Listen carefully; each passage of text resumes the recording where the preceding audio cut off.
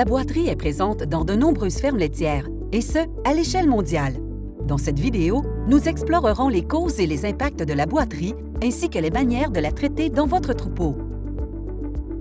Bien que la fréquence de la boiterie varie dans les fermes, la recherche montre que la boiterie demeure un défi pour le troupeau laitier canadien moyen.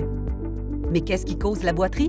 En ce qui a trait au logement, la litière peu profonde et l'utilisation de matelas inadéquats ou usés comptent parmi les principaux facteurs. Pour ce qui est de la gestion, les facteurs sont, entre autres, un parage des onglons irréguliers, une densité de logement élevée et une manipulation inadéquate. Par ailleurs, les facteurs relatifs aux vaches, comme la présence de blessures et l'historique de boiterie, sont aussi importants à considérer. Rappelez-vous que ces facteurs agissent ensemble pour causer la boiterie.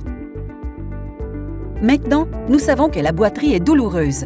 Les vaches boiteuses passent moins de temps à se nourrir et sont moins susceptibles d'exprimer leur chaleur. Cela diminue donc la performance de reproduction, augmente les risques de réforme et réduit la production de lait. On estime même que la boiterie coûte environ 230 $ par cas. Les vaches ayant une démarche anormale se vendent aussi moins cher à l'encan. Ainsi, la détection précoce est une façon de réduire les impacts de la boiterie sur votre troupeau et au sein de votre entreprise. La détection de la boiterie, surtout légère, demande du temps, des efforts et de la pratique. La formation peut d'ailleurs aider à peaufiner ses compétences. Par exemple, en stabulation libre, il faut évaluer la démarche des animaux. Marcher calmement derrière la vache et essayer de déceler des changements comportementaux particuliers, comme une répartition inégale du poids sur les pattes, un dos arqué, une foulée réduite et un balancement de la tête.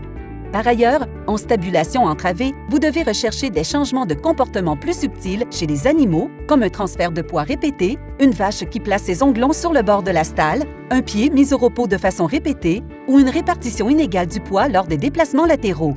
Si au moins 2 de ces comportements sont observés en 90 secondes, la vache est considérée comme boiteuse.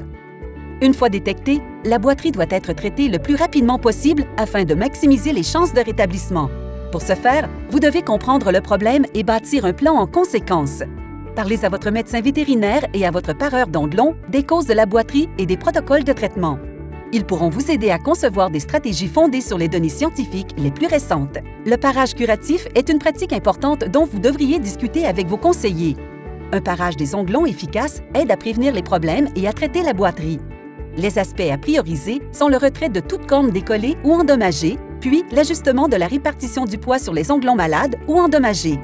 Ces mesures peuvent mener au rétablissement, toutefois, cela dépendra de la rapidité de votre intervention. Le recours à des méthodes de soulagement de la douleur favorise aussi le rétablissement.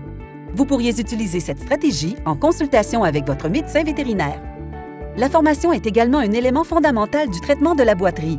En effet, un parage des onglons inadéquat pourrait faire plus de tort que de bien. Assurez-vous que le parage des onglons est effectué par du personnel formé ou par un pareur d'onglons professionnel. Travaillez avec votre médecin vétérinaire, votre pareur d'onglons ou tout autre conseiller spécialisé pour vous assurer de savoir comment détecter la boiterie et disposer d'un plan de traitement personnalisé. N'oubliez pas de regarder nos autres vidéos sur la prévention de la boiterie et sur d'autres enjeux de bien-être animal prioritaires dans l'industrie laitière canadienne.